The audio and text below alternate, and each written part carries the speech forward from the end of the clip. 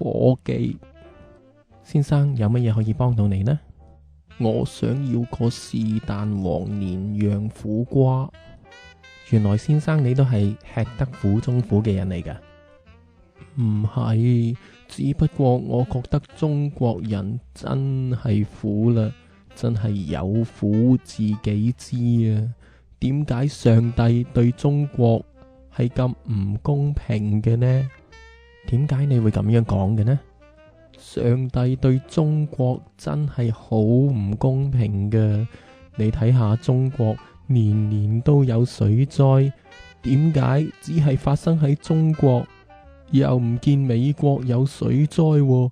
你睇下美國幾咁風調雨順啊！先生，我就唔知點樣先至算做公平，但係美國都唔係你所講咁風調雨順㗎。其實美國每年嘅風季都非常之緊張，人命財產嘅損失真係不計其數啊！就喺幾年前，一個叫做 Katrina 嘅颱風就令到 New Orleans 全城淹沒喺水裏面啦。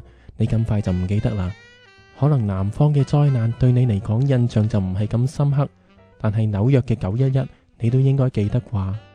點解四川又有8級地震，死7萬幾人咁多啊？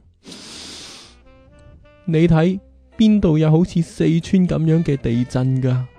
四川嘅8級地震無疑係有史以嚟最強嘅地震，但係類似嘅事情亦都唔係淨係中國獨有嘅，只係幾年前嘅海底震動啊，就已經引發咗海嘯，何嘗唔係令到東南亞沿海嘅城市全部夷為平地呢？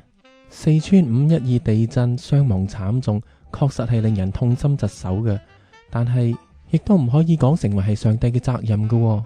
四川嘅慘劇之後冇耐，日本亦都發生咗7級嘅地震，雖然佢嘅震幅係唔及四川嘅8級地震，但係都係相當強烈㗎喎。不過喺日本嘅地震嘅傷亡數字就係100人左右，同四川相比真係天淵之別啊！其實日本同四川一樣，都係位於地殼斷層嘅區域，發生地震根本就係意料中事，過往都震過無數次噶啦。所以日本人對樓房有嚴格嘅規定，一定要建築得非常堅固，亦都唔可以起得太高，以減低地震帶嚟嘅人命財產損失。如果四川嘅樓房唔係偷工減料，相信呢一次嘅悲劇都不至咁嚴重啊！所以呢一次唔單止係天災，亦都係人禍，唔可以淨係怪晒上帝㗎喎。唉，咁麻煩你俾多碗白飯我啦。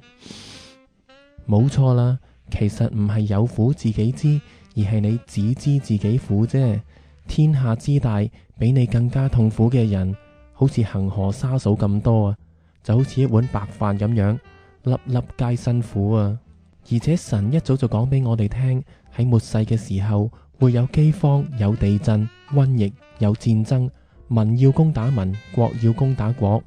呢個係明明白白嘅提醒，唔係隱藏嘅陷阱啊！日本人因為預期地震而建造堅固嘅樓房，以致佢哋可以有效咁樣應付地震。咁你呢？你又有冇做好準備去面對末世啊？無謂麻麻煩煩，食飯是是但但。